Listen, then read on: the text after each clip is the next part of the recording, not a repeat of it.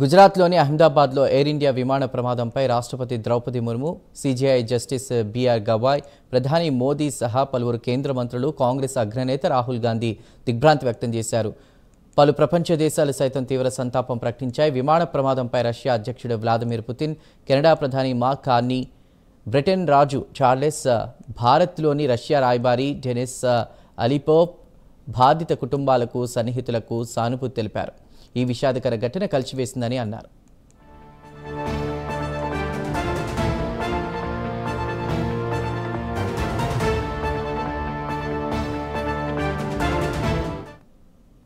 విమాన ప్రమాదం గురించి తెలిసి తీవ్రంగా కలత చెందానని రాష్ట్రపతి ద్రౌపది ముర్ము అన్నారు. ఇది హృదయ విదారకర ఘటన. దీనిపై మాటలు రావట్లేదన్నారు. ఈ క్లిష్ట సమయంలో దేశం బాధితులకు తోడుగా నిలుస్తుందని రాష్ట్రపతి తెలిపారు.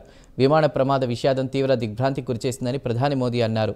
ఈ హృదయ విదారక ఘటన మాటలకు అందని విషాదమని తెలిపారు. ఈ విపత్కర సమయంలో బాధిత కుటుంబాలకు ప్రగాఢ సానుభూతి తెలియజేస్తున్నానని తెలిపారు. సహాయక చర్యలపై మంత్రులు, సంబంధిత అధికారులతో నిరంతరం సంప్రదింపులు జరుపుతున్నానని తెలిపారు. ఎయిర్ ఇండియా విమాన ప్రమాద ఘటన విమానయాన చరిత్రలో అత్యంత విషాదకరమని అమెరికా అధ్యక్షుడు డొనాల్డ్ ట్రంప్ అన్నారు. బాధిత కుటుంబ సభ్యులకు ప్రగాఢ సంతాపం తెలిపారు. భారత్కు ఏ సహాయం కావాలన్నా అందించేందుకు తాము సిద్ధమని అన్నారు.